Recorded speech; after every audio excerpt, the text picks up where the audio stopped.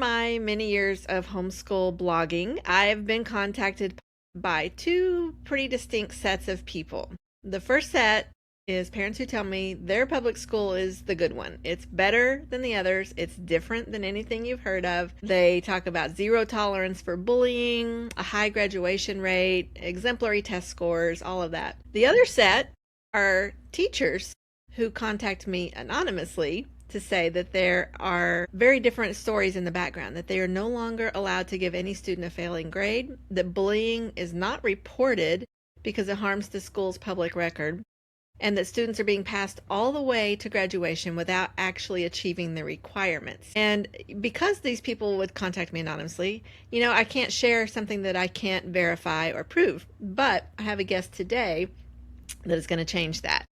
So are parents being fooled? Is the data manipulated? And if so, are teachers covering up? And if they are, why are they doing that? My guest today is Chris Papst, and he's the author of the book Failure Factory.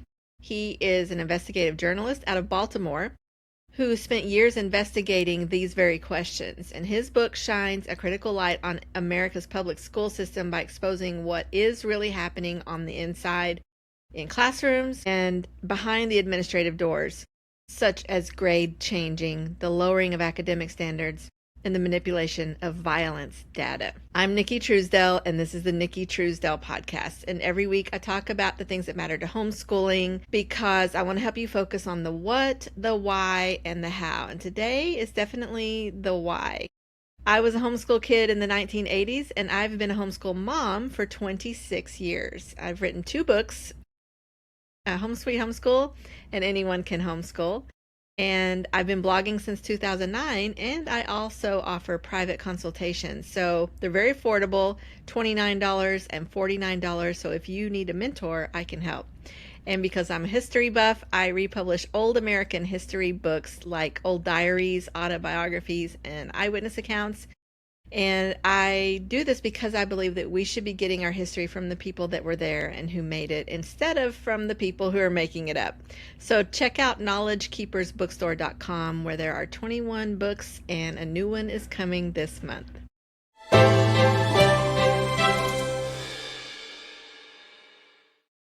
Chris, welcome to the show. I appreciate you coming, and I look forward to what you can tell us about school systems and data manipulation and all the warning signs that parents need to know. Sure. Well, thank you so much for having me on. I appreciate it. So you have done a lot of work to expose what a lot of people have already heard is happening in Baltimore, but we know this isn't just Baltimore.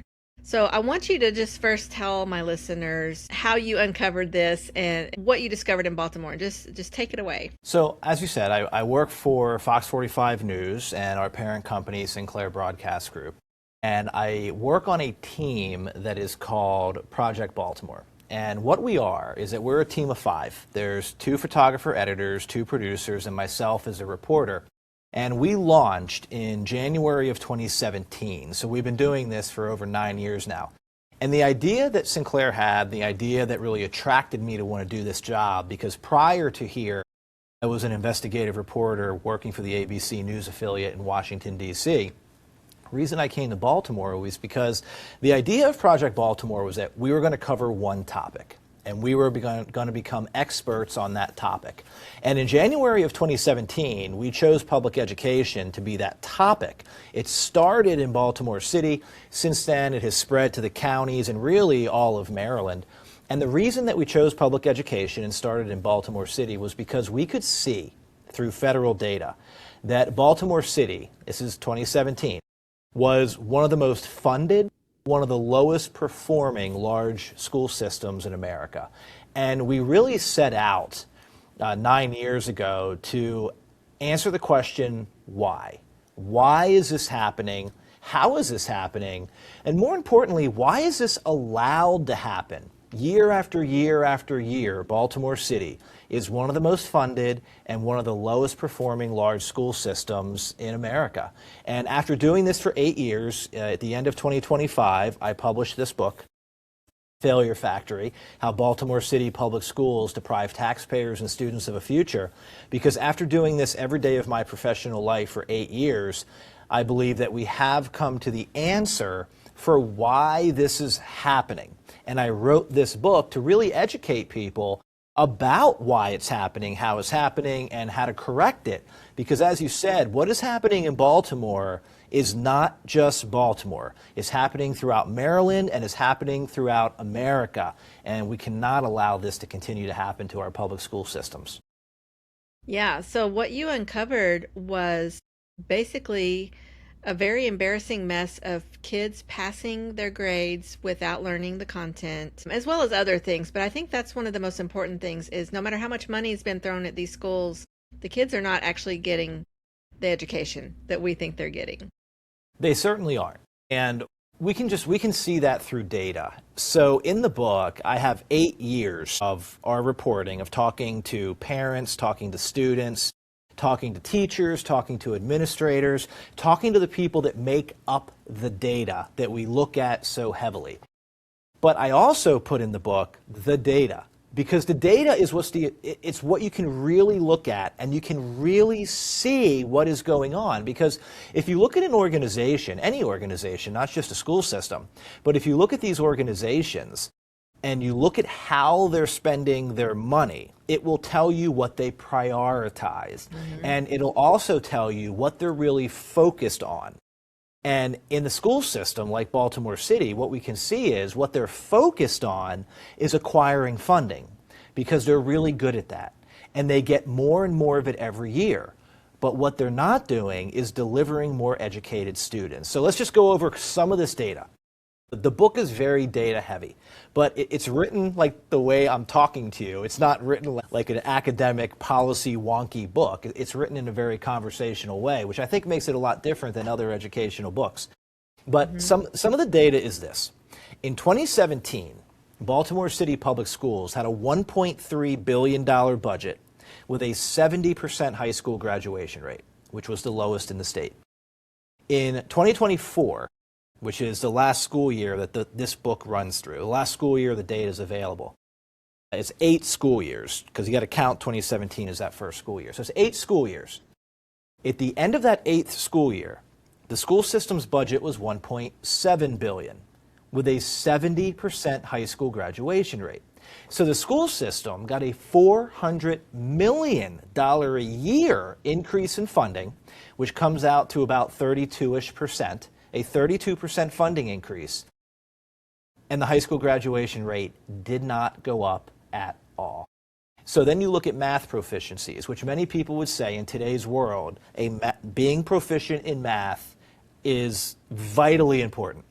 So in Baltimore City schools in 2017, 11% of the kids in the entire school system were proficient in math.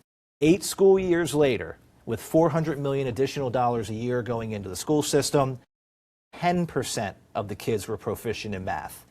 90% of the kids in Baltimore City schools in 2024 were not proficient in math, but 70% of them were graduating. And one of the original questions that we were really asking in 2017 when we started Project Baltimore and when Failure Factory begins was, how is that possible? How can you be graduating 70% of your kids, but 10% of your kids are proficient in math? And it was that way in 2017. It was that way in 2024. Nothing changed. How is that possible? And really, the answer that we came up with, after talking to teachers, administrators, parents, and students, is that the public education system is no longer focused. The primary focus is not the education of the kids. The primary focus is the acquisition of funding, and then using that funding to hire more adults and to pay those adults more money. That is what the focus is. And all you have to do, please don't believe me. Don't believe me. Read the book and look at the data. All the data is coming from the Maryland State Department of Education, the U.S. Department of Education, and Baltimore City Public Schools that we just talked about. The only thing going up in Baltimore City schools is the funding for the adults. The student outcomes are not getting better. Yeah, and I remember a quote, and so I think you're going to get into this, but the graduation numbers, that's their goal. Like, just how many kids are graduating. So Why is that the important number? Why is that, like you said, their goal is funding, and I guess in order to get more funding, they have to show certain numbers, and I guess graduation rates are one of them. And even though 70% doesn't sound very good, that apparently is what they're shooting for to acquire more funding. Is that correct? No, that's not correct. Well, it's not. Okay, correct No, me then. no. The only metric that determines a school's funding, the only metric is the number of students enrolled. No other metric Okay. matters. It's not the number of students educated, it's the number of students enrolled. In the All they school. have to be is enrolled, and the school will get 100% of the funding. Now, as far as graduation rates are concerned, the reason graduation rates are important is because that's often what politicians point to. And Yeah. politicians are the ones that are taking your money and giving it to a school system. And in places like Maryland and all around the country, we can see that the budgets for public education are skyrocketing. I mean, Baltimore City, we mentioned about 32% funding increase in just 8 years, an astronomical amount of money. Well, when politicians do that, when they take your money, they need to be able to come back to you at re-election time, and they need to be able to say, "Hey, look, this is the good things that happened with your money." But the problem is, it's not happening. Graduation rates in Maryland went down last year 1.2% as the school system increased funding by hundreds of millions of dollars throughout the state, billions of dollars over 2 years, and the graduation rate remained flat. So that's really the importance of the graduation rate. It's not for the schools. The schools are going to get your money no matter what. Kids don't have to be able to read to get your money. It's for the politicians to be able to take more of your money and give it to those school systems. But here is where the manipulation comes in, and you mentioned this in your intro. The manipulation comes in because the graduation rate is really a meaningless number. It doesn't mean anything anymore. And the reason I say that is because here in Maryland, they changed the requirements to graduate from high school. The state made it easier to graduate. And why did they do that? They did that because they want the graduation rate to go up. But they can't assume that the schools are going to better educate kids with the billions of additional dollars they're getting. So the politicians have to hedge their bet. So what they do is they make it easier to graduate. And I'll tell you how they did it in Maryland. And this is really important. And anybody watching us around the country, I would encourage you to look at your state's graduation requirements, but go back 10 years or so and see if they've changed. So in Maryland, this happened in 2020. And this is not COVID related, by the way. This happened before the COVID pandemic, okay? No one knew COVID was coming when this happened. This was very early 2020. The Maryland politicians wanted higher graduation rates. So prior to 2020, the graduating class of 2019 and prior, they had to do three things to graduate. They had to have 75 service hours, which are like community service hours, 21 course credits, and then they had to pass state proficiency assessments in the four main subjects. Well, starting in 2020, kids no longer had to pass the proficiency assessments. What they had to do was do 75 service hours and 21 course credits. So in other words, to graduate from high school in Maryland, you no longer have to be proficient in math. You no longer have to be proficient in English or reading. You don't have to be. All you have to do are those two things. And as we're probably going to get into later in your show here, there's massive grade inflation to the point where there's simple grade fixing, taking failing grades and making them passing so kids can move on. We document it in Failure Factory very heavily. And we know it's happening on a large scale. And that's how kids are graduating. And many of them, and I talk to teachers in the book who are telling me, they're graduating kids who cannot read the diploma that is being handed to them. But in Maryland, you don't have to read to graduate from high school. It's not a requirement. It's such a disservice. I mean, it just makes me angry, and I'm sure you experienced this all these years of investigating it, and anyone who's read your book or already knows this, it's just infuriating because we're doing so many kids a disservice by not giving them the education that they're wasting their whole childhood on. And like you talked about, the billions and billions of dollars that are being spent on what? Middle management, while these kids are just getting passed through and not even doing the most basic thing, which is reading. Because even if a kid can learn to read and doesn't learn anything else, they can learn anything else because they know how to read. But not knowing how to read is fun. It's just a failure, which is, I'm sure, why you called your book this. And so you mentioned the grade inflation, and I think in one spot in the book you talked about the 50% rule. So can you go into that? Like, what are they doing with the Sure. grades?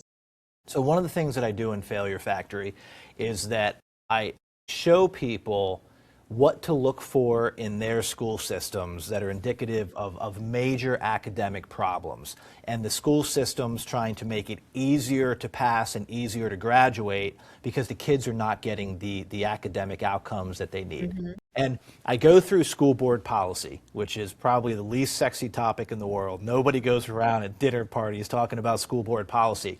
Important. Should. It's monumentally important. So what I do is in the book, in a chapter, I go through some of the things for you to look for in your local school system that are indicative of major problems. And one of them is the 50% rule. And I cut the little section out of the school board policy in Baltimore City, and I stick it there so you can see what it says and try to see if you can find that in your district. And what the 50% rule says is that a student cannot get below a 50%, half credit, for a semester or marking period grade. So that student can never show up to school, hand in no tests, hand in no homework assignment, take no quizzes, do literally nothing. And they won't get a 0, they'll get a 50. And the reason the school system put the 50% rule into play is because they wanted more kids to pass. Anyone listening to us right now would say, well, if you want more kids to pass, perhaps you should educate them better. Well, that's not what the school systems do.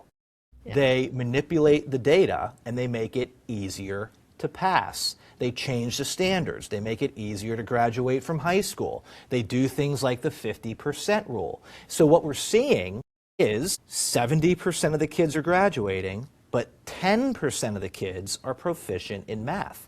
You know, we talked about that earlier in your program. Well, many people may have been saying, well, how the hell can that happen? Well, it happens because of things like the 50% rule, where the kids are getting pushed through the grades, they're not learning what they're supposed to learn, and you end up graduating 70% of your kids, but 10% of them are proficient in math. And in Failure Factory, there's other things like the 50% rule that you can look at, that you can look for, that are indicative of problems. Because if you have that in your school system, it's because your academics are falling. And the reason I know that is because not every Maryland school system has it. Baltimore City has it. Howard County, which is west of Baltimore, Carroll County, which is northwest of Baltimore, they're higher performing school systems. They don't have the 50% rule because they don't need it. Baltimore City needs it because without it, that 70% graduation rate would be significantly lower. So another thing that you talked about as far as manipulating numbers is the way that test scores are reported. Can you explain a little bit about that? You mean standardized test scores? Yeah. Yeah. So whenever I talk to people and they want to know, all right, what should I look for in a school to see if a school is really good? And most every data point in a school, in a public school, can be manipulated. And we document it heavily in Failure Factory how attendance rates are manipulated, chronic absenteeism rates are manipulated, enrollment rates are manipulated, kids are graduating without the ability to read, so the graduation rates are manipulated. So what I tell people is, if you really want to know how well your school is doing, one of the things that is really, really difficult for a school to manipulate are the state standardized tests, because the school can't sit there with the kid on the computer and take that test. The kid has to take that test, which may be why you have seen in recent years that many schools want to do away with standardized testing. Well, why do you think they want to do away with it? Because they can't control it. And they can control everything else. Back to what we talked about. A 70% graduation rate, while that's the lowest in the state, you're like, okay, 70%. But a 10% proficiency in math throughout the entire school system, I mean, there should be fire alarms going off. Yeah. But that 10% is what the school system doesn't want you to look at. And that's what they're trying to get away from. And that's why you're seeing this huge movement of getting away from standardized testing, because the school systems can't manipulate it. So if you want to know how your school is really doing, look at it.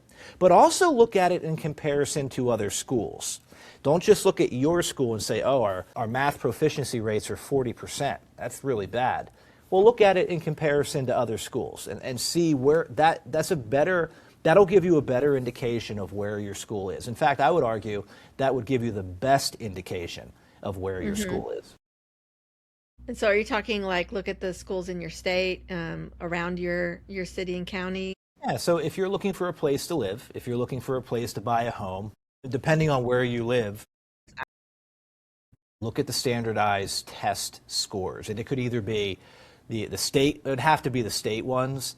There are federal ones, but they're mostly statewide, although there are about 28 school systems that participate in NAEP, the National Assessment of Educational Progress. But mostly you would look at your state test scores and see which schools are doing the best, and that may be where you want to focus on buying a home. So you talked about, this is something that I've encountered, the lack of reporting on this truth. You know, you had to do investigative journalism to find this, and I've experienced this for years. People will private message me and say, yeah, we're not allowed to fail a student. And you know, I'm outside the public school system, but I've always, in homeschooling, you can help your child advance or slow down in one subject at a time. Instead of fail a whole grade because they were not good at math, you can just go back and slow down in math or redo one math book instead of a whole entire grade level. And so from the outside looking in, it feels like, wow, failing a student for a whole grade is harsh. However, now what you're talking about is it doesn't matter what they know, they're just going to keep going forward, which is also bad, to keep pushing them through. And I've had people message me and say, yep, that happens.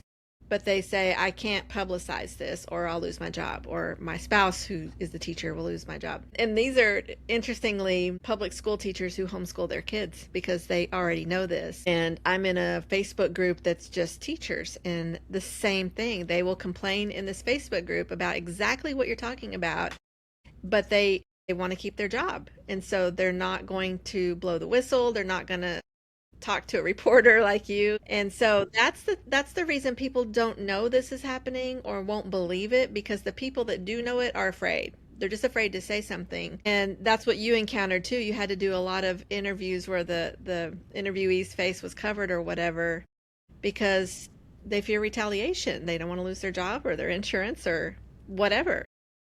Pension? Yeah, their pension, which it's sad because, you know, we're willing to compromise. Too many people are willing to compromise their personal necessities for really what should be considered the greater good, which is an entire generation of kids who are not getting the education that they're told they're getting.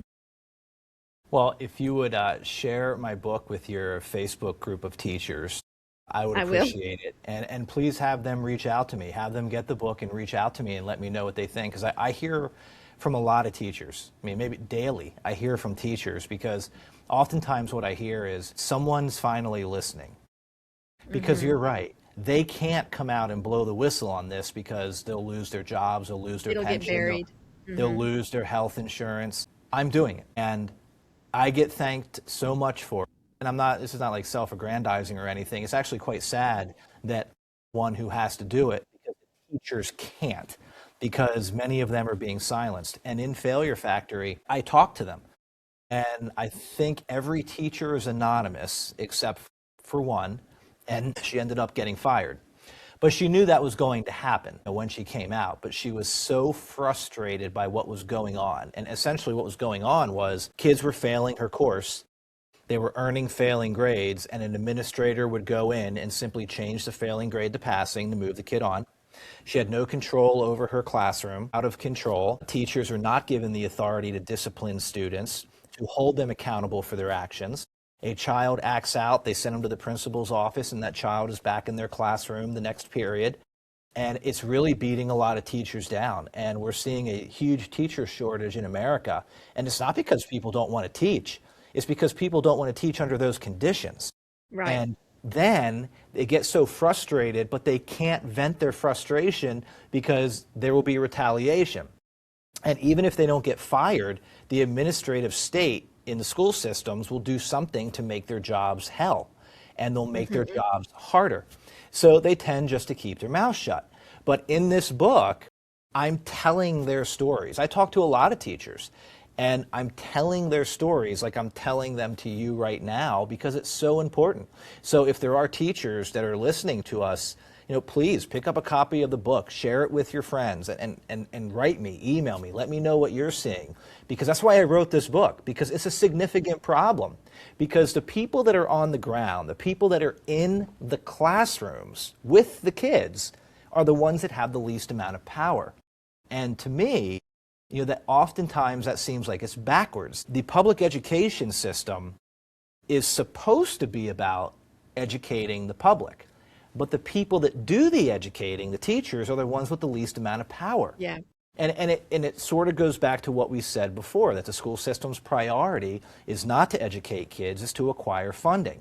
And when you read Failure Factory and you look at just example after example, kind of like we're talking about right here, it all leads back to that same premise. Because if the focus were to educate the kids, the teachers would have more authority. They'd have more power, but they don't. I read this all the time. I get these stories all the time. Like you said, teachers are being pushed out because they cannot handle the atmosphere. They don't get a say. They don't get a say hardly anymore, even in the materials they use and how they, how they teach a certain subject and engage the kids. It's all about data. It's all about test scores and all of that stuff and pleasing the bureaucracy, and whatever they learned in their education colleges is rarely getting applied because that's not what they were taught. They weren't taught how to follow bureaucracy. And it's sad because I know people who really want to be teachers, and when they get there, they realize, wow, this is not what I signed up for. Especially in places like Baltimore, where people have these ideas that they're going to come into an inner city like Baltimore, and that they're going to help these kids, educate them, and give them the ability to raise themselves out of their current condition. But when the teachers get there, they just get beat down. So I know that you had read the book. The teacher that got the text, the teacher that got the text from her principal telling the teacher to change all of her failing grades to passing, that teacher's no longer there.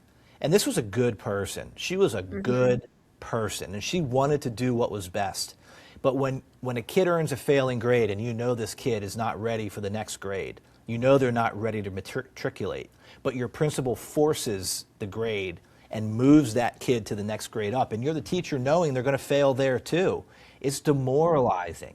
It really hurts the mentality and the morale of the teachers because they realize they can't do what they went there to do because they're not allowed to. And what they went there to do is to make a difference. And it's really hard. Yeah.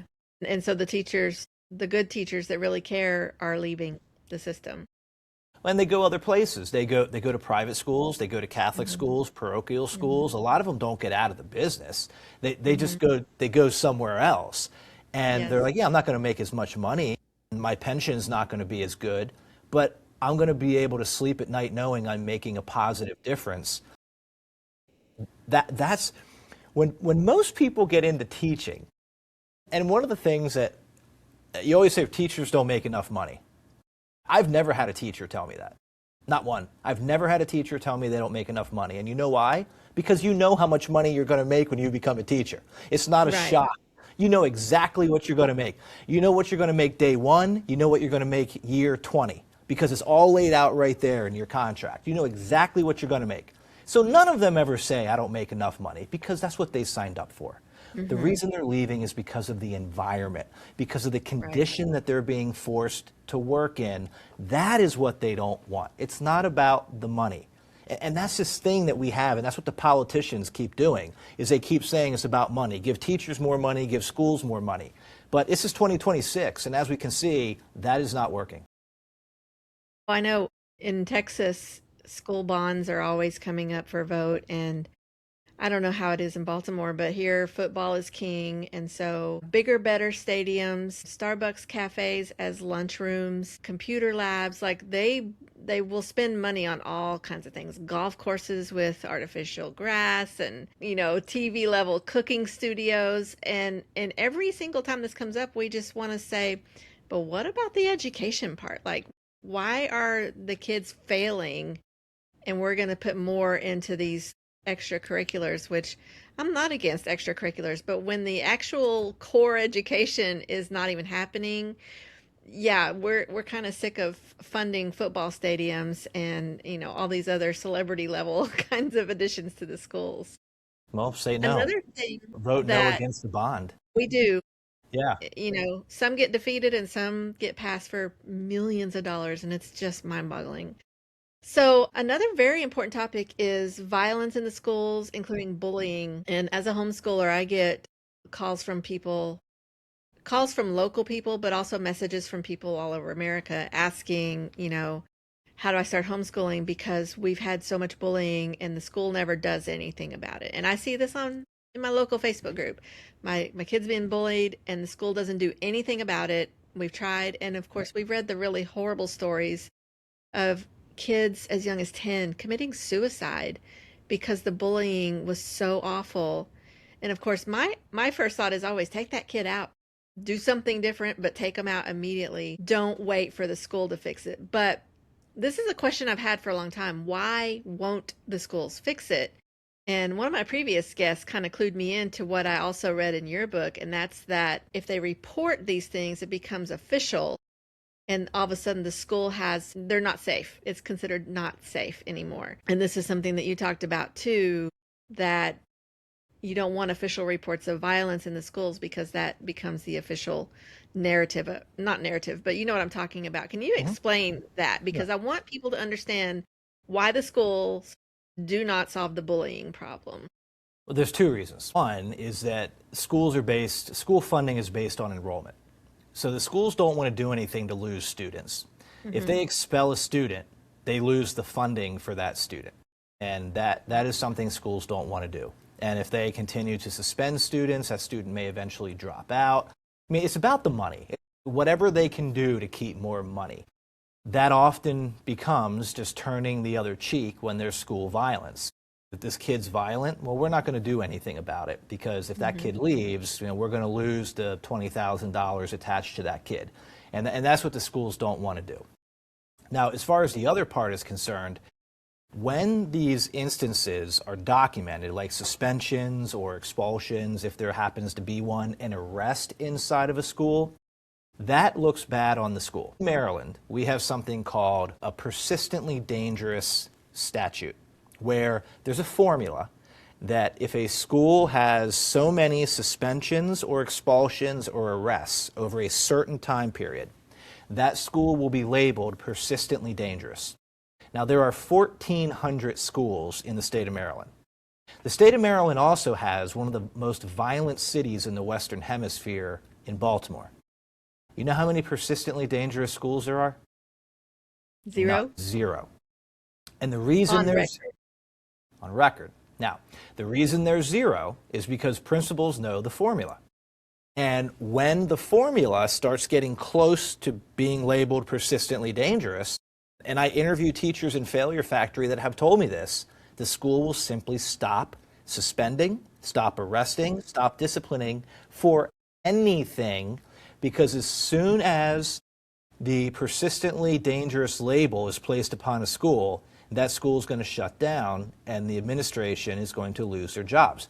The last persistently dangerous school Maryland had was in 2015.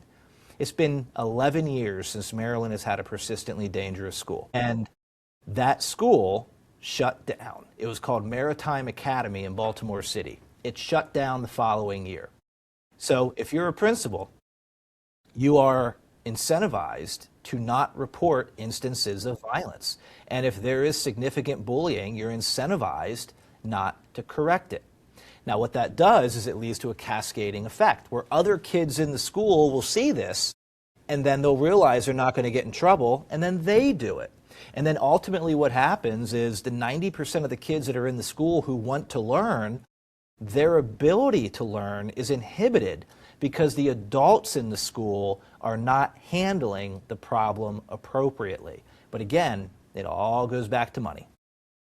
Well, and it's not just Baltimore again. Like I said, I had a guest on who is Texas based, and it's happening here.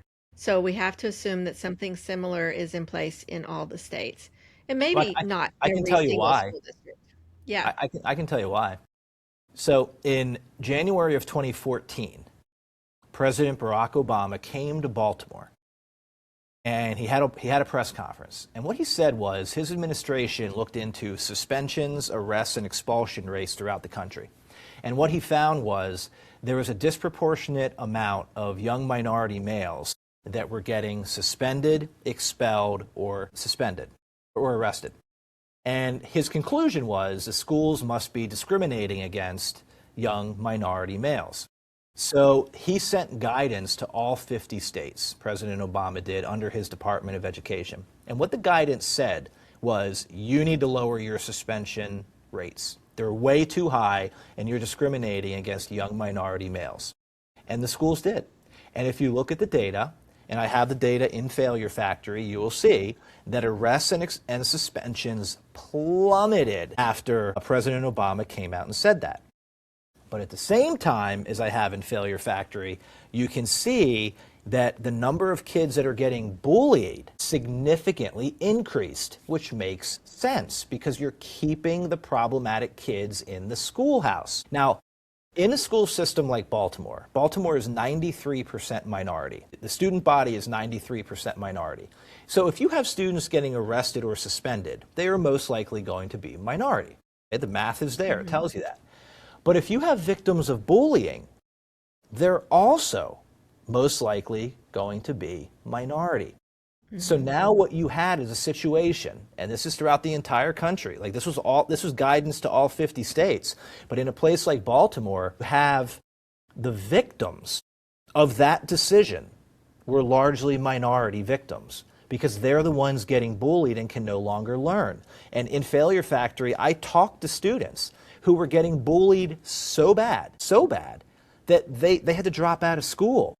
And they were getting bullied because the adults weren't handling the violence, in large part because of that directive in 2014 that came down from President Obama. So it's not solving the problem, it's making it worse, and it just looks good on paper. And I feel like Basically, this is the key to schools look better everything. on paper.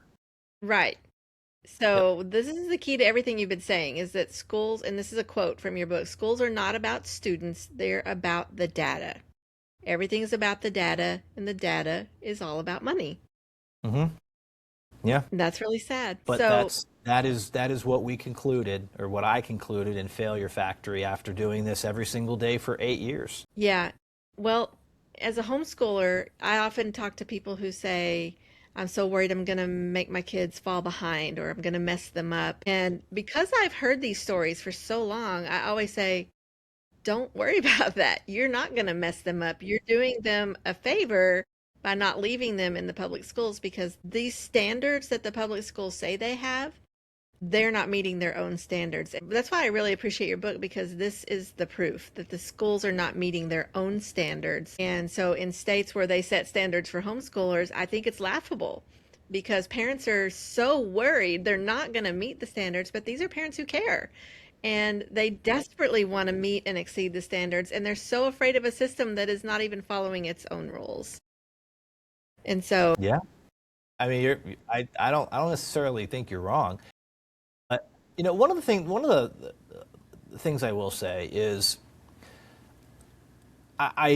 my kids go to public school, and I put my kids in public schools. Well, first off, my wife and I did our homework, so we bought a home that is in a very good public school because we have the means to do so.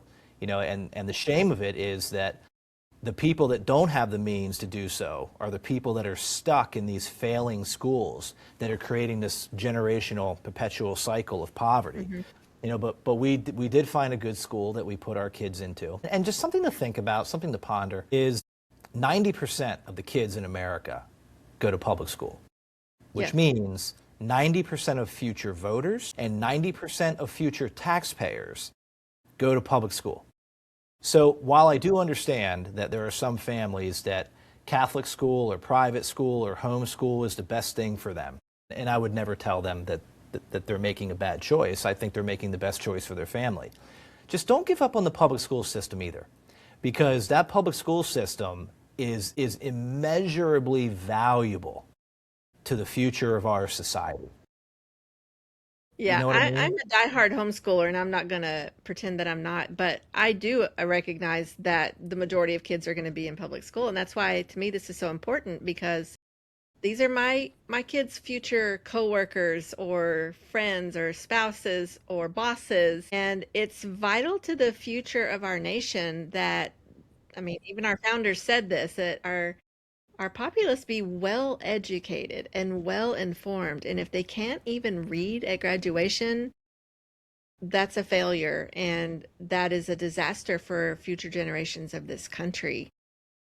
And it's not just inner city schools where this is happening. It is happening in red states, blue states, rural, inner city, all of it. And that's why this message needs to get out.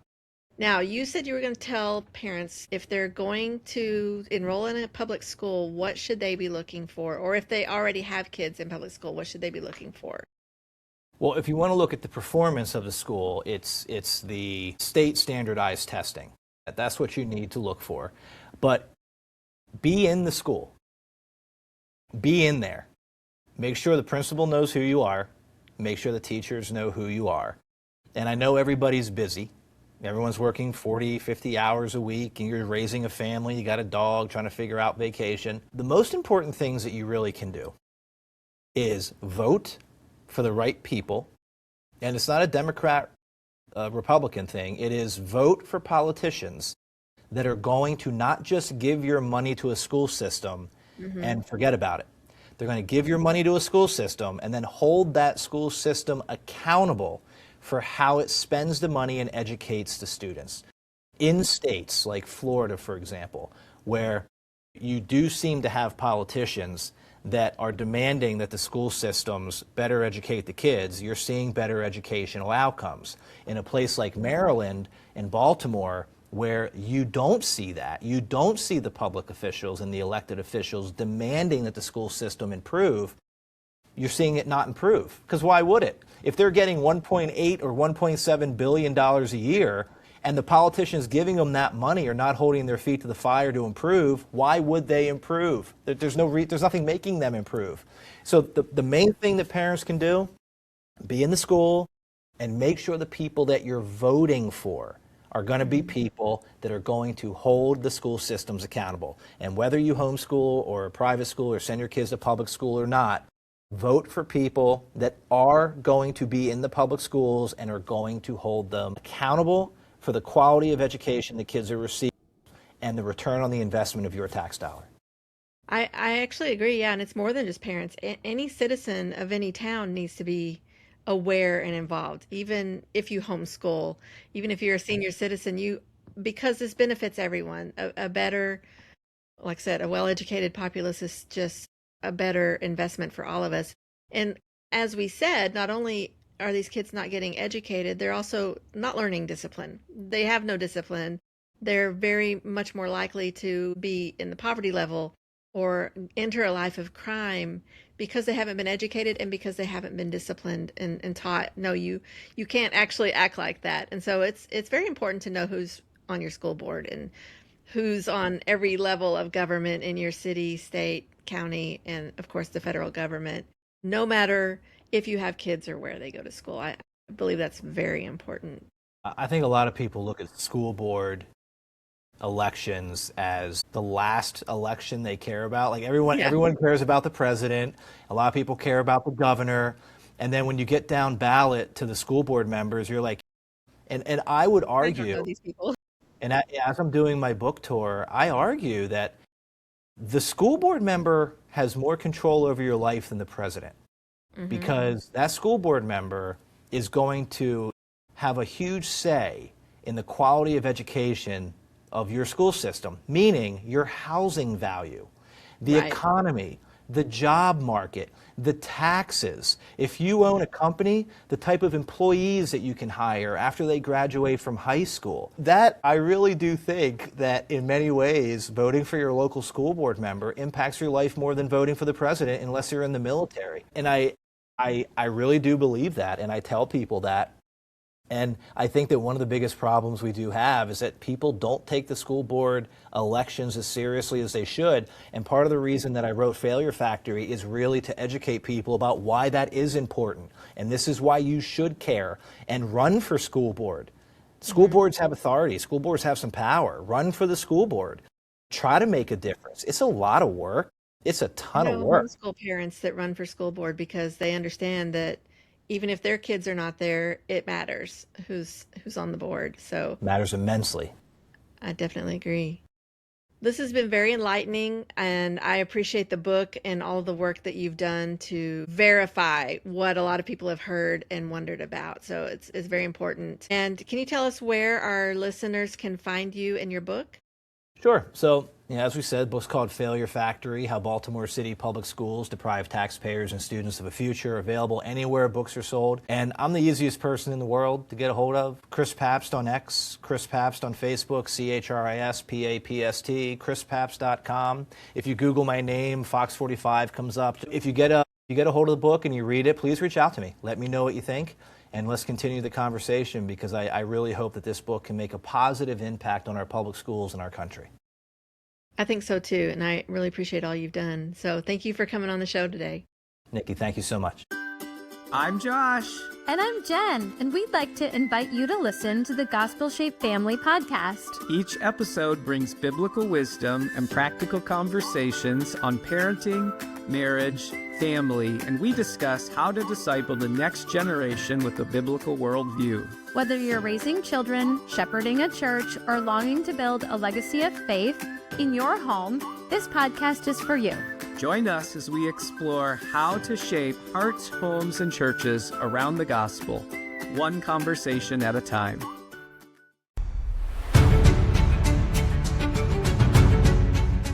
Thank you for listening to my podcast today. If you want more content like this, you can go to my website at nickitruesdell.com. That's NICKITRUESDELL.com. And find me on Facebook, Instagram, and X. Thanks for listening, and I'll see you next time.